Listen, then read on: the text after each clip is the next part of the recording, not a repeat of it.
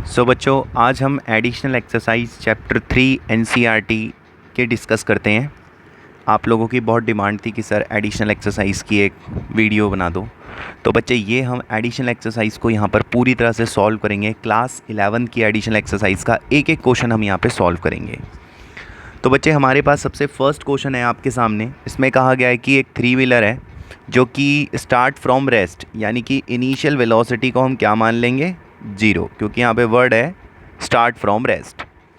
फिर एक्सेलरेशन जो इस क्वेश्चन में हमें दे रखा है, आगे पढ़ोगे तो वो दे रखा है 1, यानी कि 1 मीटर पर सेकंड स्क्वायर यहाँ पर हमें एक्सेलरेशन दे रखा है। और ये काम 10 सेकंड तक होता रहता है। कितने सेकंड तक? 10 सेकंड तक। तो मान लो एक स्ट्रेट रोड पे एक गाड़ी वाला 0 to 1 चलता है, t=1, फिर 2, फिर 3 सेकेंड, फिर 4 सेकेंड, फिर 5 सेकेंड, फिर 6 सेकेंड, फिर 7 सेकेंड, फिर 8th सेकेंड, फिर 9th सेकेंड, और फिर ये 10th सेकेंड। तो 10 सेकेंड तक एक गाड़ी वाला चलता है। आपसे कहा गया है कि यहाँ पर एक ग्राफ बनाना है आप लोगों को। ठीक है, आपके सामने ग्राफ बनाते हैं आज, जिसमें आपको nth मतलब हर सेकंड का n टाइम रखना है, और यहाँ पर आपको s मतलब डिस्टेंस रखना है। तो कह रहा है कि what do you expect this plot to be during accelerated motion, straight line और ए पैराबोला। ठीक है, डिस्कस करते हैं, देखते हैं क्या आंसर हमारे पास आता है। तो बच्चे, क्योंकि यहाँ पर nth सेकंड की बात हुई है, और nth सेकंड पे आपको पता है हमारे पास जो फॉर्मूला होता है, जो हम बैचेस में डिस्कस करते हैं, जो कॉन्सेप्ट यूज़ होता है, वो यूज़ होता है u+12 2an-1, 2n-1। याद है ना ये वाला फॉर्मूला? तो बच्चे, सबसे पहले मैं, क्योंकि इसने बोला था 10 सेकंड तक चल रहा है और ब्रैकेट में कह रहा है कि 1 2 3 करते हुए चलो, तो बच्चे पहले मैं n1 रखूँगा। अब जब 1 रखूँगा तो इनिशियल वेलोसिटी 0 होगी, a का वैल्यू 1 होगा, 2 × 1 - 1, तो बेटा ये मेरे पास सॉल्व हो क्या आएगा, 0.5। फिर बेटा मैं n की वैल्यू 2 रखूँगा। अब की बार मैं यहाँ पर फिर दोबारा से a 1 है, लेकिन n का वैल्यू 2 है। ठीक है, मतलब सेकंड से सेकंड के लिए डिस्टेंस निकालूंगा, इतना मीटर आ रहा है।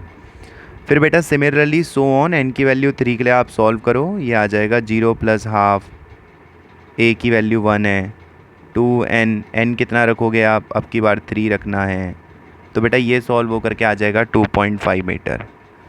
और इस तरह से आप सॉल्व करेंगे। और कब तक सॉल्व करेंगे? देखो, जब मैंने 1 रखा तो 1 रखने पर मुझे पता चला कि मैं 0.5 मीटर चला, इसका मतलब 1 सेकंड में 0.5 मीटर चला। जब मैंने 2 रखा तो मैं 1.5 मीटर चला, मतलब इतने में हम इतना चलें। फिर जब मैंने 3 रखा तो 2.5 मीटर चला, यानी कि फिर मैं दोबारा से इतना चला।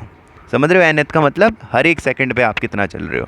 जैसे मैंने n की जगह 3 रखा, तो इसका मतलब होगा कि 2 से 3 में आप कितना चलते हो, तो मैंने कहा 2.5 चलते हैं। बेटा इस तरह से आप सॉल्यूशन बनाओगे। अब जब 4 रखोगे तो देखना 3.5 आएगा n का वैल्यू। फिर जब आप 5 रखोगे तो देखना 4.5 आएगा, 6 रखने पे 5.5 आएगा, एंड सो ऑन। और इस तरह से चलता रहेगा, 6.5 एंड देन 7.5 एंड देन 8.5। और जब आप लास्ट में इस फॉर्मूले के अंदर n की जगह पर 10 रख दोगे, तो आपका आंसर आएगा 9.5। अब उस हिसाब से आप एक ग्राफ बना लोगे। जैसे n की वैल्यू 1, तो यहाँ पर वैल्यू मिली 0.5, n की वैल्यू 2, यहाँ पर वैल्यू मिलेगी आपको 1.5, n की वैल्यू 3, तो यहाँ पर आपको वैल्यू मिलेगी 2.5, n की वैल्यू 4, तो यहाँ पर आपको वैल्यू मिलेगी 3.5। इस तरह से n की वैल्यू जब आप 10 रखेंगे, ऐसे रखते रखते रखते, तो ये ग्राफ भी जो है ऊपर जाते जाते जाते 9.5 पे आ जाएगा। और ये रहा इसका कोऑर्डिनेट, ये रहा इसका कोऑर्डिनेट, ये रहा इसका कोऑर्डिनेट। ठीक है जी, ये रहा 4th वाले का कोऑर्डिनेट। तो इस तरह से एक जो है आपके सामने एक लाइन आ जाएगा। ठीक है, यानी कि जब आप 2 पर थे तो वैल्यू ये थी, यानी कि जब आप 3 पर थे, n की वैल्यू 3, तो आपके पास 2.5 आया, यानी कि जब आपने यहाँ पर 4 रखा तो आपके पास 3.5 आया। ठीक है जी, तो इस तरह से हमारे पास जो है वैल्यूज़ रहेंगी और हम इस तरह से इसको प्रोसीड करेंगे पूरे के पूरे क्वेश्चन को। ठीक है, अब वो लास्ट में क्या कह रहा था, आपको ये ग्राफ कैसे लग रहा है, स्ट्रेट लाइन या पैराबोला? तो जवाब आपके सामने, हमें तो ये स्ट्रेट लाइन लग रहा है।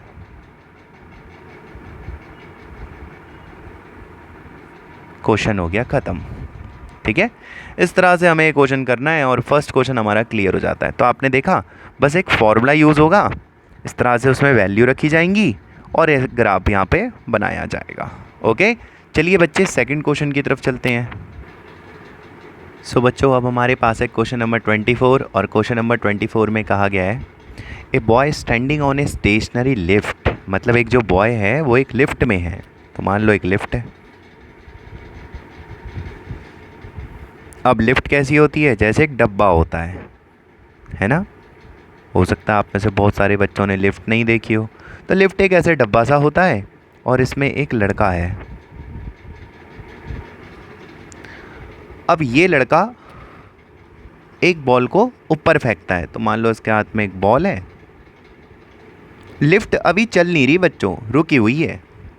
ठीक है, यानी कि लिफ्ट के बारे में कुछ नहीं बताया गया है, तो लिफ्ट को रेस्ट पे ही मानेंगे कि रुकी हुई है। अब ये लड़का एक बॉल को ऊपर फेंक रहा है जिसको ये 49 मीटर पर सेकंड की स्पीड दे रहा है। मतलब कि ये लड़का है और इसके हाथ में एक बॉल है और ये बॉल को ऊपर फेंक रहा है। तो कितनी वैल्यू से, 49 की वैल्यू से। तो आप सबको पता है एक्सेलरेशन तो हमें 9.8 मीटर पर सेकंड स्क्वायर लेना है, क्योंकि बिकॉज ऑफ ग्रेविटी ये बॉल ऊपर से नीचे आएगी। Okay, how much time does the ball take to return his hand, मतलब ये कह रहा है कि बॉल ऐसे ऊपर जाएगी एक हाईएस्ट पॉइंट तक, उसके बॉल बाद नीचे इसके हाथ पे आ जाएगी। तो बेटा बॉल गई ऊपर और ऊपर से आ गई नीचे, तो वापस इसी पे आ गई। तो डिस्प्लेसमेंट क्या मानेंगे, जीरो। जब कोई चीज़ घूम के वापस वहीं आ जाती है जहाँ से वो चली थी, तो डिस्प्लेसमेंट हम ज़ीरो मानते हैं। तो डिस्प्लेसमेंट ज़ीरो है, तो हमने डायरेक्ट इक्वेशन को अप्लाई करा टाइम निकालने के लिए, S is equal to you T जमा half A T square. S की जगह ज़ीरो, यू की जगह 49t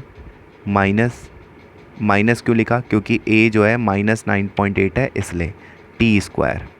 बेटा आप इसे सॉल्व करेंगे तो ये कट के हमारे को कितना दे देगा, 10 सेकेंड। ठीक है, मतलब 10 सेकंड बाद बॉल इसके हाथ में आ जाएगी। तो ये तो पहले केस का जवाब है कि 10 सेकंड बाद ऐसे होगा। अब आप क्वेश्चन में देखिए आगे और भी कुछ लिखा है।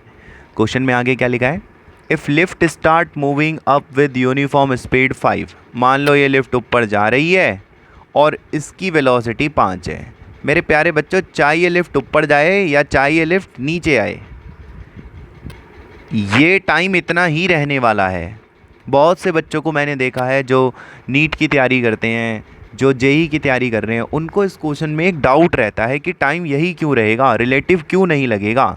बच्चों इसलिए नहीं लगेगा क्योंकि अगर ये लिफ्ट ऊपर जा रही है तो देखो जो मैन है उसका भी वेलोसिटी 5 होगा और जो बॉल है उसका भी वेलोसिटी 5 होगा, क्योंकि वह दोनों लिफ्ट में हैं और लिफ्ट से अटैच हैं, दोनों का 5 होगा। अब बताओ रिलेटिव वेलोसिटी आप क्या बोलोगे अगर आप मान लो बॉल की निकालते हो मैन के हिसाब से, तो ऐसी तो बोलोगे velocity of ball minus velocity of man. अब बॉल की भी आप 5 लिखोगे, मैन की भी वैल्यू आप 5 लिखोगे, तो रिलेटिवली क्या आ रहा है, 0। इसका मतलब रिलेटिव वेलोसिटी तो है ही नहीं। ठीक है, लेकिन अगर मैं बॉल को 49 की वैल्यू से ऊपर फेंकूँगा तो मैं 5 में 49 ऐड कर दूंगा। अगर मैं इसे ऐड कर दूंगा तो अब ये देखो रिलेटिव वेलोसिटी बॉल की मैन के अकॉर्डिंग, तो हम कैसे लिखेंगे, जैसे बॉल की पहले लिखी माइनस मैन की बाद में लिखी। तो अब बॉल की वेलोसिटी कितनी लिखी जाएगी, 49 + 5, और मैन की कितनी लिखी जाएगी, 5, और आंसर कितना आएगा, 49। यानी कि रिलेटिव वेलोसिटी 49 ही रहेगी। अगर वेलोसिटी 49 ही रहेगी तो आंसर भी 10 ही रहेगा। तो इस क्वेश्चन का आंसर ये बनेगा कि चाहे लिफ्ट रुकी हुई है या चाहे लिफ्ट मूव कर रही है, आपका जो एक टाइम है वो कितना रहने वाला है, 10 सेकंड ही रहने वाला है बेटा। ओके, सो बच्चों हमारे पास है क्वेश्चन नंबर 25 नेक्स्ट क्वेश्चन। अभी देखिए इसमें क्या कह रहा है, एक आपके पास हॉरिजॉन्टल मूविंग बेल्ट है। तो आप देख सकते हो नीचे डायग्राम में आपके पास एक बेल्ट है और एक बच्चा है। इस डायग्राम में आपको एक चाइल्ड दिख रहा होगा, एक फादर दिख रहे हैं बच्चे के पीछे और एक मदर दिख रहे हैं आपको बच्चे के पीछे। ठीक है, ये मूविंग बेल्ट पे खड़े हैं। मूविंग बेल्ट कैसे होती है, जैसे आपने मेट्रो स्टेशन और एयरपोर्ट्स में स्टेयर्स देखी होंगी, मूविंग स्टेयर्स होती हैं ना, चलती हुई जो सीढ़ियाँ होती हैं जो एयरपोर्ट्स और मेट्रो स्टेशंस पे होती हैं। सोचिए ऐसी एक स्टेयर्स है जिसमें एक साइड मदर है, एक साइड फादर है, और बच्चा इधर से उधर भाग रहा है, ठीक है, फादर टू मदर या मदर टू फादर भाग रहा है। फादर और मदर के जो बीच का डिस्टेंस हमें कंसीडर करना है बेटा, वो लेना है क्वेश्चन के हिसाब से, याद रखना इस वैल्यू को, 50 मीटर, ऐसा वो कह रहा है कि फादर और मदर के जो बीच में डिस्टेंस है वो आपका 50 मीटर रहना चाहिए। ओके, अब आगे ये बेल्ट 4 किलोमीटर पर आवर से मूव कर रही है और जो बच्चा है उसकी स्पीड 9 किलोमीटर पर आवर है। याद रखना ये रिस्पेक्ट टू बेल्ट है, विद रिस्पेक्ट टू बेल्ट है, ठीक है। ओके, तो यहाँ पे जो मुझे डेटा प्रोवाइडेड है वो ये है कि velocity of child with respect to belt कितनी दे रखी है, 9 किलोमीटर पर आवर, ठीक है जी। अब आगे फॉर एन ऑब्जर्वर, अब क्वेश्चन क्या है, for an observer stationary platform outside. अब एक लड़का है जो बाहर से इन्हें देख रहा है।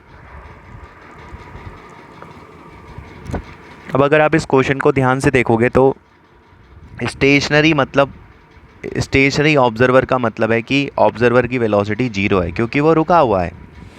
तो पहले पार्ट में आपसे कह रहा है कि speed of child running in direction of motion, ठीक है, speed of child running in direction of motion, तो सारी वैल्यू आपको सामने है। तो बस अब मैं फोकस करूँगा सिर्फ डायग्राम के ऊपर। ओके, तो अगर हम लोग बच्चे एक इस डायग्राम के ऊपर पूरी तरह से फोकस करें तो यहाँ पे हमारे पास जो चीज़ें प्रोवाइडेड थी वो ये थी।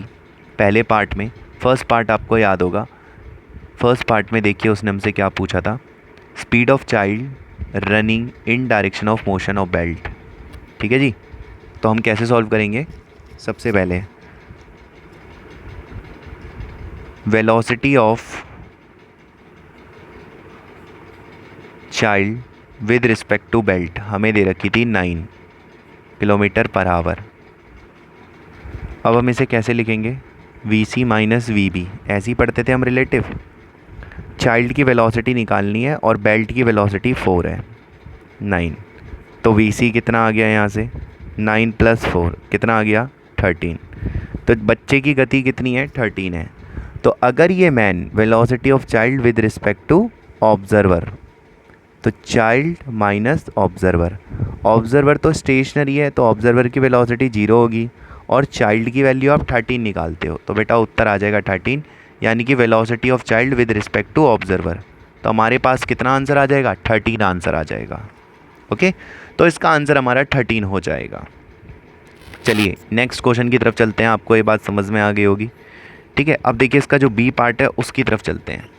तो बच्चे बी पार्ट में आपसे ये कह रहा है speed of child running opposite to direction of motion of belt, यानी कि अब ये बेल्ट के अपोजिट भागेगा। तो velocity of child with respect to belt बराबर कितनी दे रखी है, 9, लेकिन अब ये अपोजिट भाग रहा है, अपोजिट भाग रहा है तो क्या लिखेंगे यहाँ पे, माइनस। अब माइनस क्यों लिखेंगे, क्योंकि हमने बैच में कॉन्सेप्ट ये डिस्कस करा हुआ है कि भाई ये बेल्ट है, इधर को चल रही है 4 से, ये लड़का है, अब ये इधर को भाग रहा है, तो मैंने इस डायरेक्शन को क्या कंसिडर कर लिया, नेगेटिव, ठीक है। तो इसलिए मैं यहाँ पर माइनस का साइन यूज़ कर रहा हूँ। बाकी बातें तो हम डिटेल में बैच में ही डिस्कस करते हैं पूरा कि इधर को हम क्यों ऐसा कंसिडर करेंगे। अब ये देखिए आगे का कॉन्सेप्ट, बेटा इसे आप कैसे लिखोगे, V C minus V B, ठीक है। अब चाइल्ड बेल्ट की वेलोसिटी कितनी है, 4, तो बेटा अब ये कितना आ जाएगा, -9 + 4 कितना आ गया, ये 5 माइनस का। तो माइनस साइन क्या इंडिकेट कर रहा है कि चाइल्ड जो है, जैसे बेल्ट इधर को चल रही है तो चाइल्ड जो है इधर को भाग रहा है, तो ये डायरेक्शन क्या है, नेगेटिव। मैंने आपसे पहले ही कहा था, डिस्कस करते हैं हम लोग बैच में, ठीक है। तो अब मेरा आंसर जो है -5 आ जाएगा।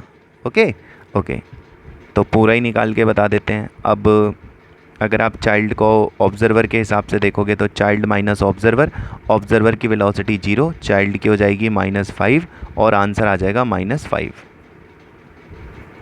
तो ये मेरा आंसर आ जाएगा यहाँ पे। ओके बेटा, चलो जी आगे बढ़ते हैं यहाँ से नेक्स्ट क्वेश्चन। तो नेक्स्ट क्वेश्चन अब हम लोगों के पास है इसी में बी, सी पार्ट है वो हमारा।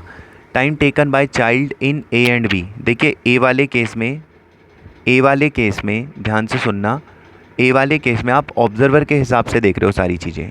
तो चाइल्ड की वेलोसिटी ऑब्जर्वर के हिसाब से कितनी आ रही थी पहले केस में, फर्स्ट वाले पार्ट में, याद है 13 आई थी, ठीक है।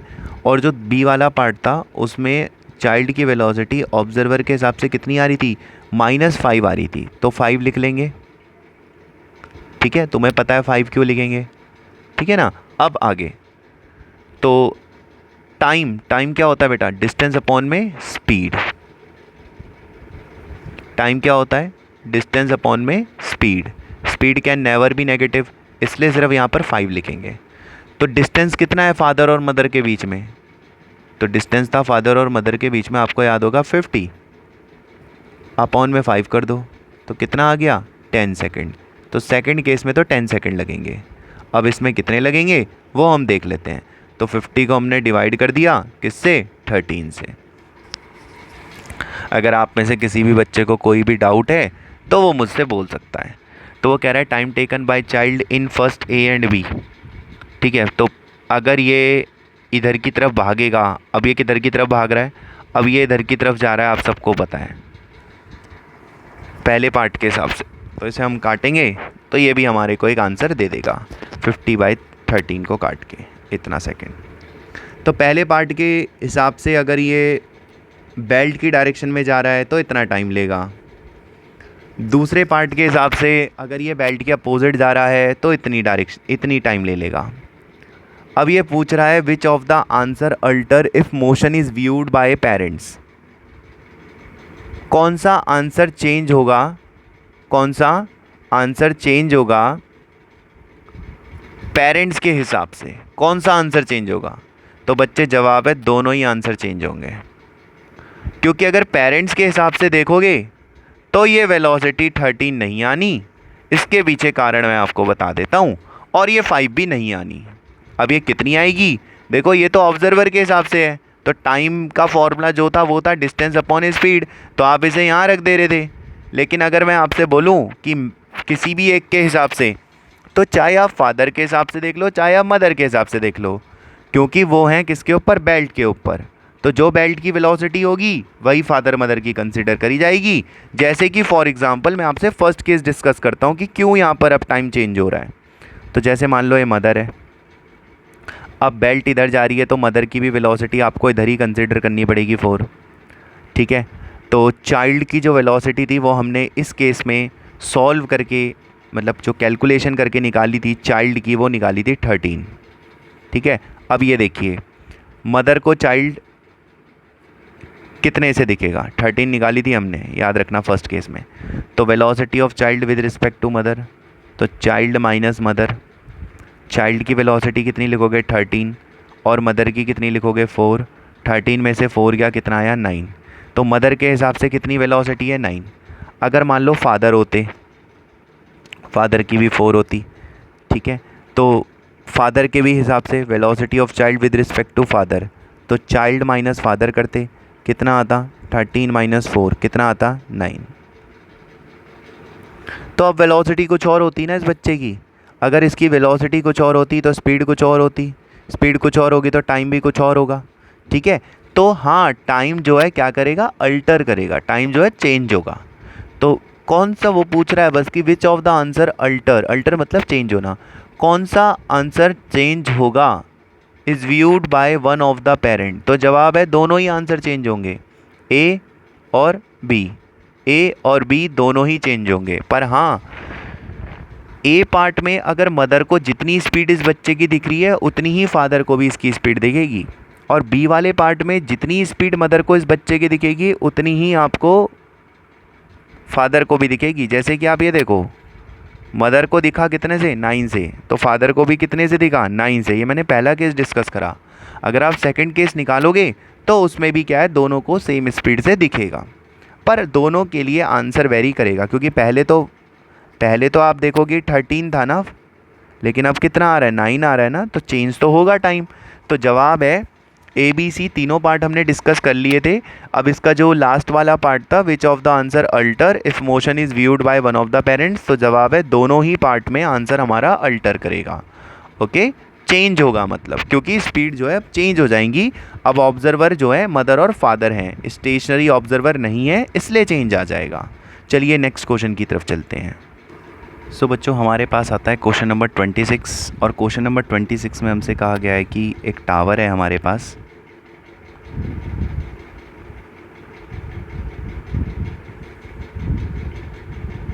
इस तरह से एक टावर है, ठीक है, और ये टावर जो है 200 मीटर ऊपर है, जैसे कि क्वेश्चन में हमसे बोला गया है। तो 200 मीटर ऊपर ये टावर है। अब एक काम करते हैं, इस पोजीशन को मान लेते हैं x = 0, और इस पोजीशन को मान लेते हैं x = 200 मीटर। ऐसा तो मान ही सकते हैं ना। हम इस पोजीशन को मान लेते हैं, ग्राउंड की पोजीशन को मान लेते हैं 0, और ये पॉइंट कितना ऊपर होगा 200, तो पोजीशन हमने उसकी कितनी मान ली 200 मीटर मान ली। अब यहाँ से 2 बॉल फेंकी गई हैं, पहले 15 से और फिर फेंकी गई है कितने 30 से।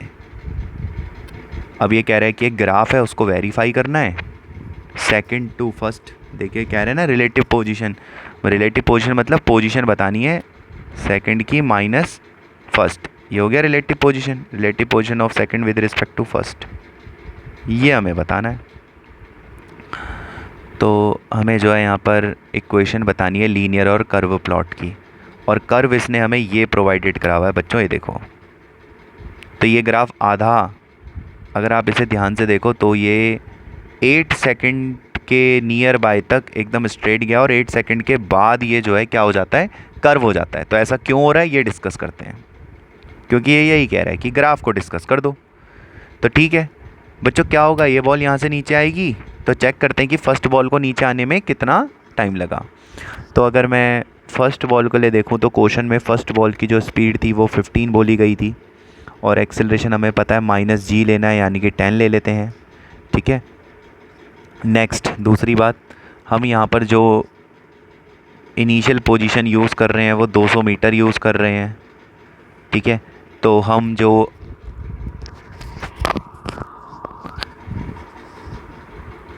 यहाँ पर किसी भी टाइम पे जो इक्वेशन लिख रहे हैं वो लिख रहे हैं s = इनिशियल पोजीशन कितनी है बच्चों 200 प्लस ut, तो तुम्हारे सामने है सब ut प्लस हाफ a की जगह -10 t²।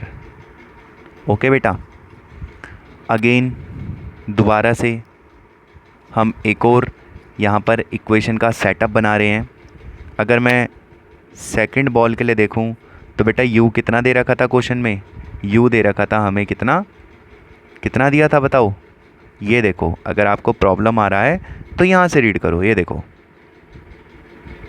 इनिशियल स्पीड 15 है और दूसरे वाले की 30 है, और a का वैल्यू -10 लेना है। इसकी भी इनिशियल पोजीशन 200 मीटर है, क्योंकि इसको भी हमने 200 मीटर से ही फेंका है तो ये भी नीचे आएगा।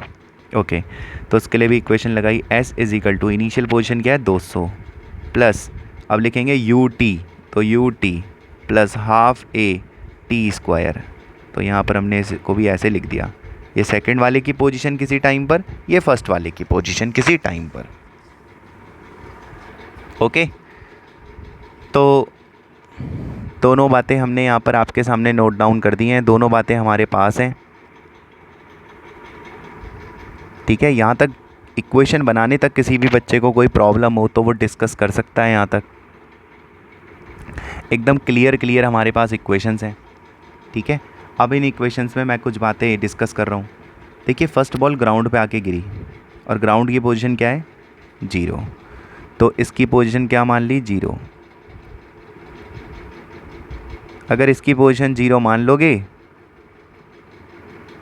तो ये क्वाड्रेटिक इक्वेशन बन जाएगी, और जब पोजीशन 0 मानी थी तो ये ग्राउंड पे आ गया था, तो जो टाइम आएगा, जैसे यहाँ से क्वाड्रेटिक इक्वेशन सॉल्व करके आपका जो टाइम है वो आएगा बेटा 8।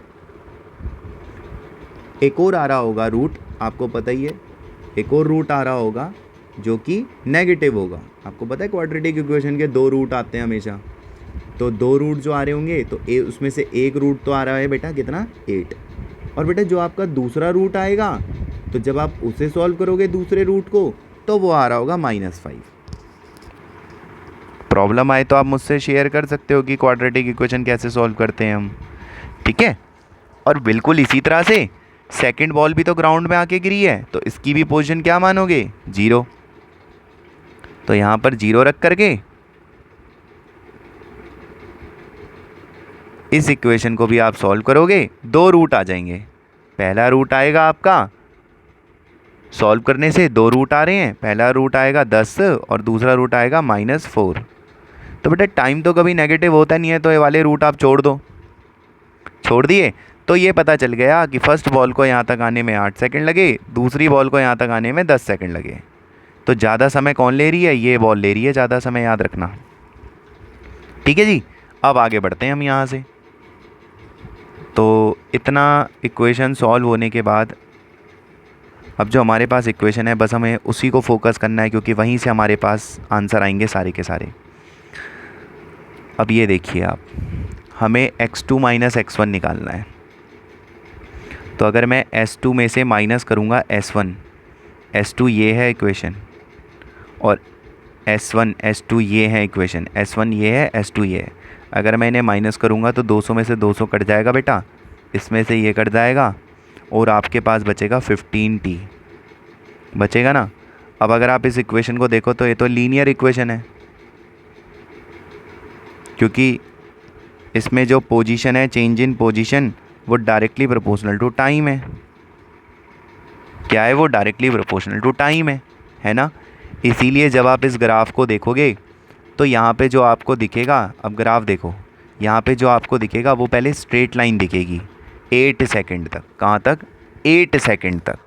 8 सेकंड तक आपको ये लाइन स्ट्रेट इसीलिए दिख रही है क्योंकि आप ज़रा इस क्वेश्चन को ध्यान से देखो। ये बॉल ग्राउंड पे आ चुकी है, ये बॉल अभी आ रही है, यानी कि 2 सेकंड बचे हैं। तो t = 8 सेकंड तक दोनों बॉल मोशन में होंगी और ये लीनियर इक्वेशन होगी। अब 8 के बाद क्या होगा, 9 10, क्योंकि 2 सेकंड और लिए इस बॉल ने, तो 9 और 10 पे क्या हो रहा होगा वो आपको मैं एक्सप्लेन कर देता हूँ कि 9 और 10 पे क्या हो रहा होगा। 8 सेकंड तक का तो डेटा मैंने आपसे डिस्कस कर ही दिया। अब मैं थोड़ा सा स्क्रीन को रफ कर रहा हूँ और अब आपको समझाता हूँ क्या हुआ। देखो s2 - s1 जब आपने करा तो ये आ रहा है 15t, और ये लीनियर इक्वेशन है, लेकिन ये लीनियर इक्वेशन 8 सेकंड तक होगी, क्योंकि 8 सेकंड तक तो क्या होगा, वो मूवमेंट कर रहे होंगे, ठीक है। पर अगर ध्यान से सुनना, पर अगर मैं ये बोलूँ, देखो ये बॉल तो ग्राउंड पे आ चुकी है, अब इसका कोई लेना देना नहीं है, लेकिन अभी 9th और 10 यानी कि जो दूसरी वाली बॉल है वो 8 सेकंड में मान लो यहाँ पे होगी, क्योंकि वो तो 10वें सेकंड पे आके ज़मीन पे गिरी है, तो 8 सेकंड पे तो हवा में होगी। ये बॉल ग्राउंड में आ चुकी है, यानी कि अब अगर मैं s2 - s1 कर रहा हूँ तो s1 तो 0 है अगले 2 सेकंड जो 9 और 10 है उसके लिए, क्योंकि ये तो ग्राउंड पे आ चुका है और ग्राउंड पे पोजीशन क्या मानी गई है 0। अब सिर्फ क्या बचेगा s2, क्योंकि ये तो 0 हो चुका है, और s2 था कितना आपको याद होगा, s2 का जो इक्वेशन था वो था 200 + 30t - 5t² था। तो देखिए जो पोजीशन है वो t² के डायरेक्टली है, और ये इक्वेशन किसकी होती है, पैराबोला, यानी कि अब कर्व आ जाएगा, क्या आ जाएगा, कर्व आ जाएगा। ओके, तो वेरीफाई हो चुका है ये ग्राफ, आप देख सकते हैं 8 सेकंड के बाद अगर आप इस ग्राफ को देखो, ये देखो यहाँ पर ये है 8th सेकंड तक, ये स्ट्रेट लाइन क्यों बन रहा है, क्योंकि जब मैंने x2 - x1 करा था तो वो आ रहा था 15t, यानी कि दोनों बॉल जब एक दूसरे को देखेंगी तो उनको जो है पोजीशन कैसे दिखेगी, डायरेक्टली प्रोपोर्शनल टू t, मतलब स्ट्रेट लाइन दिखेगी। जबकि 8 सेकंड के बाद यानी कि 9 और 10 के लिए ये ग्राफ कर्व बन रहा है, नीचे को आ रहा है। नीचे क्यों आ रहा है, क्योंकि इसके बाद x2 माइनस x1 करने पर जो इक्वेशन तुम्हारी बन रही थी वो बन रही थी, याद करो, 200 प्लस 30t माइनस 5t², यानी कि डायरेक्टली प्रोपोर्शनल टू t²। और मैंने कहा था ये कैसा है, पैराबोला, कर्व पाथ है, तो इसलिए क्या बन रहा है, कर्व। 9 और 10 के लिए समझ आया आपको ये क्वेश्चन? अगर आपको समझ नहीं आया तो वीडियो पॉज करके दोबारा देखो, ठीक है? आपको ये बात समझ आएगी कि कितने टाइम तक के लिए ये डायरेक्टली है और कितने टाइम के लिए ये ऐसे। तो मैं आपको एक बार बता दूं, 0 से लेकर के 8 सेकंड तक के लिए ये डायरेक्टली है, इसलिए लीनियर है ग्राफ। और अगले जो 2 सेकंड है 9 और 10, उसके लिए ये कर्व है। कर्व क्यों है? क्योंकि एक बॉल की पोजीशन 0 हो चुकी है, वो ग्राउंड पे आ चुका है, और वो कौन सी बॉल है, फर्स्ट। जबकि दूसरा वाला भी मोशन कर रहा है, तो उसका इक्वेशन बचेगा। तो जब आप x2 माइनस x1 करेंगे, क्योंकि उसी चीज़ का एक ग्राफ है यहाँ पर, तो आपको एक कर्व दिखेगा। ओके बच्चों, चलो बच्चों अगले क्वेश्चन की तरफ चलते हैं। सो बच्चों हमारे पास है अगला क्वेश्चन, क्वेश्चन नंबर 27। ये बहुत इजी क्वेश्चन है, पेपर्स एग्ज़ाम्स में भी कई बार पूछा गया है, एकेडमिक्स एग्ज़ाम्स में भी आया है ये क्वेश्चन कई बार। तो चलिए इसे डिस्कस करते हैं, जो भी डिफ़िकल्टी होगी चेक करेंगे, सॉल्व करेंगे। देखिए क्या कह रहा है, स्पीड टाइम ग्राफ है और इसमें जो है डिस्टेंस ऑब्टेन करना है, और जब फर्स्ट टाइम डिस्टेंस निकालना है तो वो निकालना है 0 to 10। अब आप 0 to 10 में इस ग्राफ को देखेंगे तो ये एक ट्राइंगल की तरह है कुछ ऐसे, और ट्राइंगल का हमें क्या निकाल देना होगा, एरिया, क्योंकि हम डिस्टेंस निकाल रहे हैं इस ग्राफ का। अब एरिया ही क्यों निकालेंगे, तो वो हम बैच में डिस्कस करते थे कि ऐसा क्यों करते हैं। तो ये हो जाएगा हाफ इंटू बेस, बेस हो जाएगा 10 और हाइट हो जाएगा 12। तो मेरे प्यारे बच्चों ये आ जाएगा 60 मीटर, और इसका फर्स्ट पार्ट ख़त्म हो गया। ठीक है जी, तो इसका फर्स्ट पार्ट हमारा पूरी तरह से कवर है। अब इसके सेकंड पार्ट की तरफ चलते हैं कि सेकंड पार्ट कैसे सॉल्व करेंगे। देखिए बच्चों, जो इसका सेकंड पार्ट है उसमें हमें 2 to 6 निकालना है डेटा। तो 2 से 6 के बीच में पहले आप ग्राफ को रीड करिए। 2 सेकंड यहाँ पर होगा और 6 सेकंड यहाँ पर होगा कहीं पे। तो अगर आप एरिया निकालना चाहते हो तो सिर्फ इतने ही ग्राफ का एरिया निकाला जाएगा। ये 2 सेकंड है, ग्राफ ऊपर गया, नीचे आया यहाँ पे तक,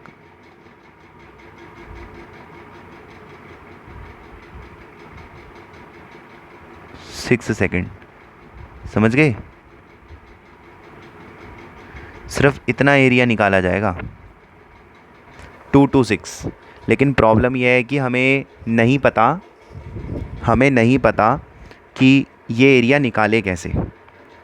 ठीक है, तो हमें इसका कोई आइडिया नहीं है, तो चलिए डिस्कस करते हैं कि इसको हम कैसे निकालें। देखो पहले अगर एक रफली लॉजिक आप लेंगे तो रफली लॉजिक ये है कि मैं इस ग्राफ को 2 भागों में स्प्लिट कर लेता हूँ। ये 5 था।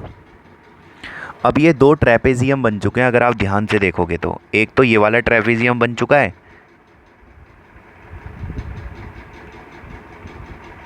2 से लेके 5 तक का, और एक आगे बन चुका है, अगर मैं आपको बताऊं 5 to 6 में।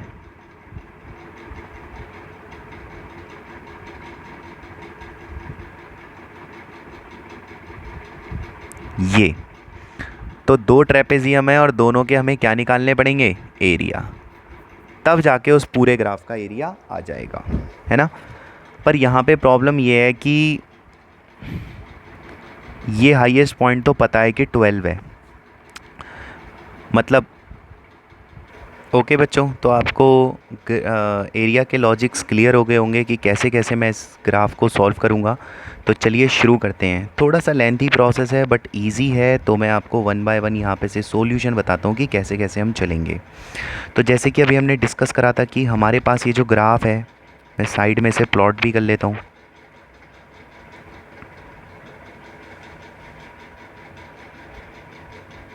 ये टाइम है, ये स्पीड है।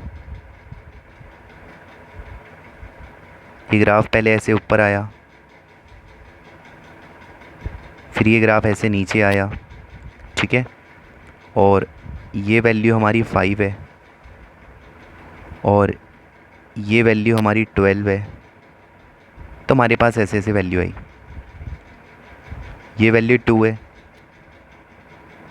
सबसे पहले तो मैं ये वाली स्पीड निकालूंगा, स्पीड 1। अब आपको पता है क्यों? क्योंकि जब मैं एरिया निकालूंगा 2 से 5 का तो एक ट्रेपेजियम की तरह काम करेगा।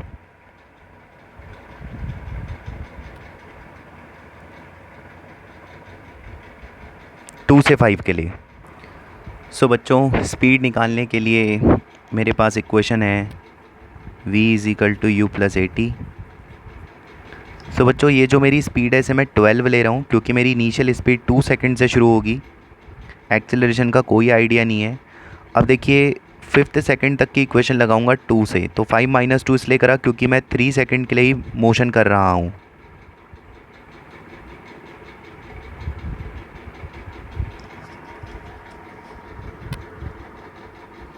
ठीक है, तो यहाँ तक की बात आपको समझ में आई होगी कि मैंने यहाँ पर 3a का यूज़ क्यों करा है।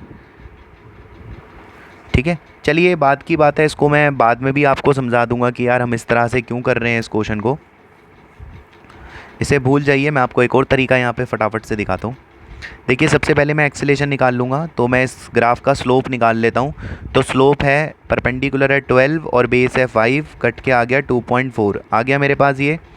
अब मैं एक काम करता हूँ, यहाँ पर इक्वेशन अप्लाई करता हूँ, और जो इक्वेशन मैं यहाँ पर अप्लाई कर रहा हूँ वो अप्लाई हो रही है। सबसे पहले तो मुझे क्या निकालना था, तो हमने डिस्कस करा था कि सबसे पहले हमें जो यहाँ पर फाइंड करना होगा वो करना होगा किस चीज़ को? स्पीड को, है ना। तो मैं v is equal to you plus A t की इक्वेशन ये लगा लेता हूँ। देखो, मैं वहाँ से वहाँ तक भी लगा सकता था, 2 से लेके 5 तक, क्योंकि मुझे 5 पर फाइनल वेलोसिटी पता है 12 और 2 की मुझे निकालनी थी। ठीक है, ये भी तरीका सही था। और एक और तरीका है इससे भी छोटा, वो मैं आपके सामने डिस्कस कर लेता हूँ।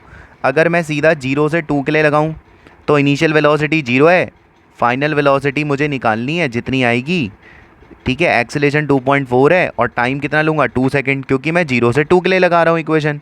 ये भी तरीका सही है, तो ये आ जाएगा 4.8। तो मुझे पता चल गया कि यहाँ पर जो वैल्यू है वो हो जाएगी 4.8। आपको समझ आया मैंने इक्वेशन कहाँ से कहाँ तक लगाई है? 0 टू 2 सेकंड के लिए लगा दी, ये भी तरीका सही है।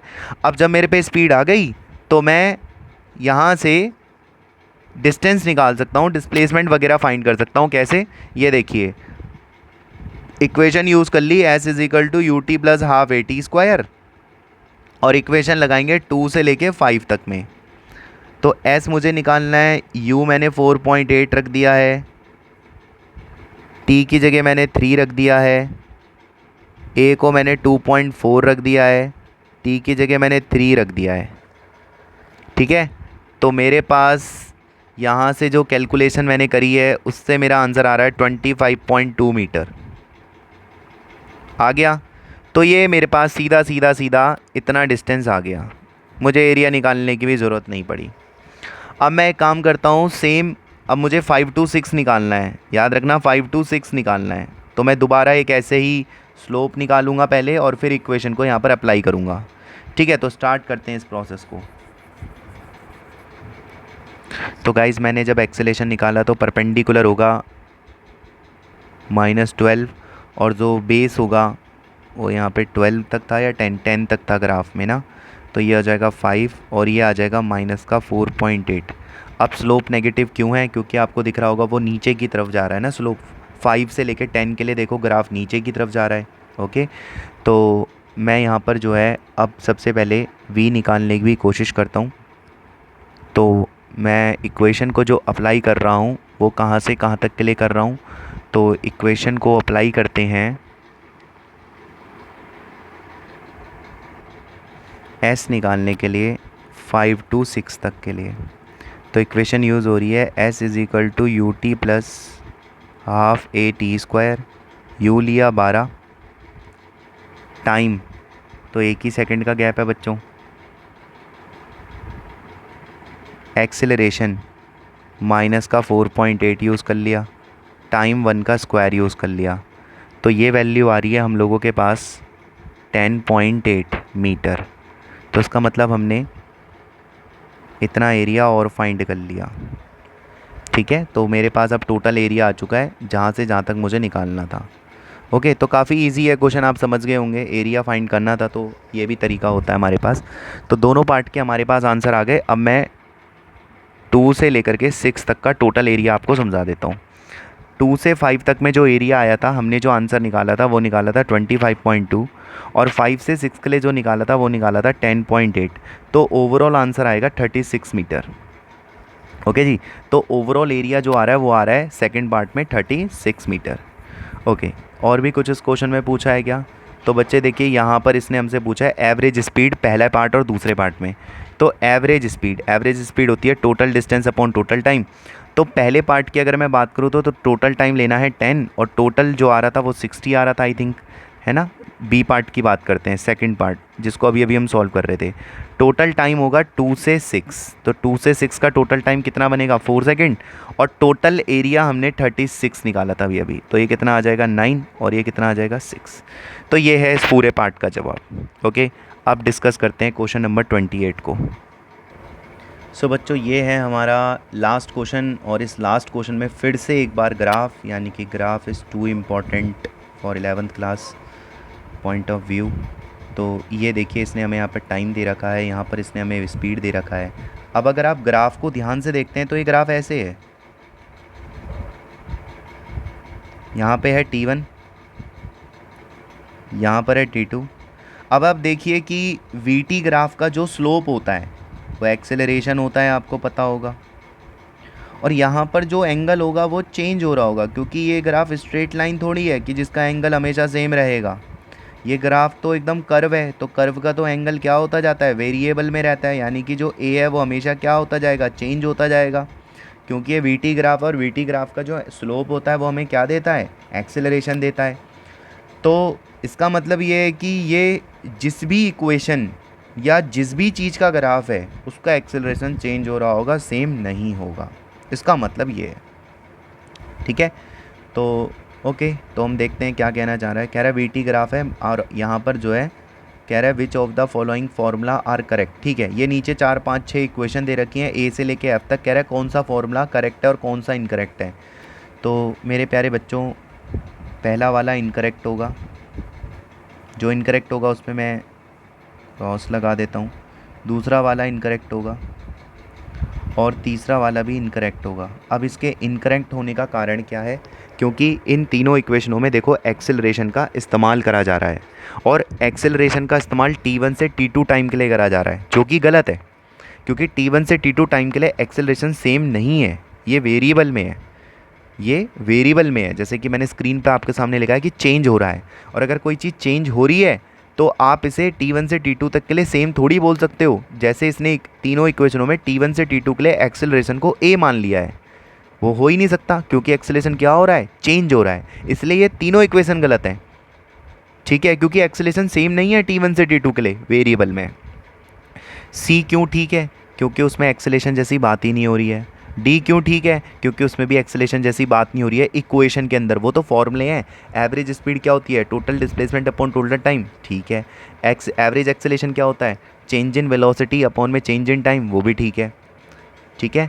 और F क्या कह रहा है? देखो, कह रहा है x2 माइनस x1, मतलब x क्या है? डिस्प्लेसमेंट। कह रहा है जो डिस्प्लेसमेंट है वो एरिया है इस ग्राफ का। एकदम एक्यूरेट कह रहा है बच्चों, सही कह रहा है। क्यों? क्योंकि हमें पता है कि जो एरिया होगा इस ग्राफ का वो क्या होगा? डिस्प्लेसमेंट। जैसे कि हमने ऊपर एक क्वेश्चन में डिस्कस भी करा था, एरिया डिस्प्लेसमेंट को रिप्रेजेंट करेगा।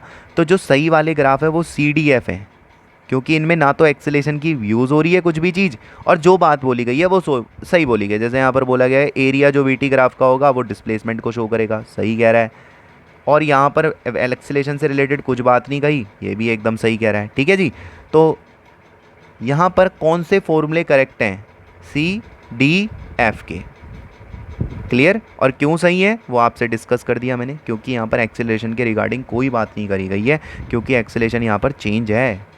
अगर आप फर्स्ट इक्वेशन को देखो तो यहाँ एक्सेलरेशन कांस्टेंट लिखा गया है A, जो कि गलत है। ऐसी इसमें भी गलत है, ऐसी इसमें भी A यूज़ हो रहा है, तो ये भी गलत है, ठीक है। तो ये हो गई हमारी पूरी की पूरी चैप्टर 3 की NCERT की पूरी एडिशनल एक्सरसाइज। अब आगे बढ़ेंगे, हमारे पास आएगा चैप्टर 4। तो चैप्टर 4 की वीडियो देखना ना भूलें। चैप्टर 4 में सबसे पहले स्टार्ट करेंगे क्वेश्चन नंबर 1 से।